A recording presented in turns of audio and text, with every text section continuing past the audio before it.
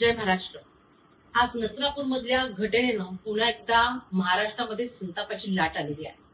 Hyderabad gang rape झाल्यानंतर समाजामध्ये महिलांसाठी आणि बलात्कारांच्या विरोधात कठोर कायदा आणण्यासाठी माननीय उद्धव ठाकरे हे मुख्यमंत्री असताना शक्ती कायदा आणण्यात आला.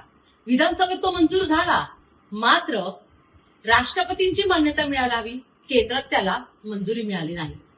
याच गोष्टींचा फायदा घेत कुठंतरी कायद्याच्या चौकटीतनं बारीकशी सापट काढून पळवाट काढणारे हे असले नराधम पॅरोलवरती बाहेर येतात. या घटनेमध्ये सुद्धा नसरापूरच्या हा नराधमाने आधीच एका मुलीवरती बलात्कार केला होता. असं असताना सुद्धा माननीय कोर्टानं त्याला बाहेर सोडलंच कसं आणि कुठल्या जामिनावरती सोडलं? यात मुळात अजून एक महत्वाचा प्रश्न हा आहे की जेव्हा हा पॅरोलवरती किंवा तत्सम घटनेनंतर हा जेव्हा कोर्टाच्या न्यायालयातनं जेव्हा हा बाहेर पडला तेव्हा पोलीस अधिकारी काय करत होते?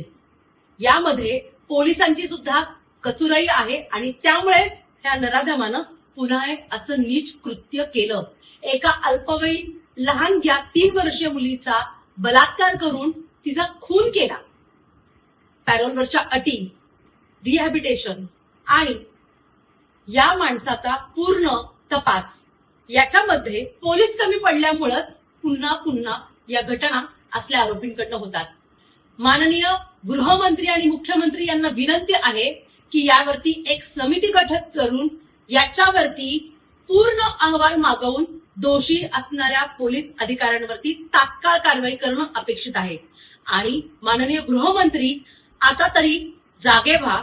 वारंवार लहान मुलींना टार्गेट केलं जातं, त्यांच्यावरती बलात्कार केले जातात, त्यांचा खून केला जातो, तरी देखील माननीय न्यायालय अशांना सोडतं कसं?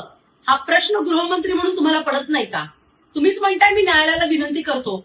आता विनंती नको, अशा नराधमांना तुम्ही लोकांच्या हातात द्या आणि लोकच काय तो न्याय करतील आणि लोकच त्याला फाशीपर्यंत नेतील, हे नक्की आहे.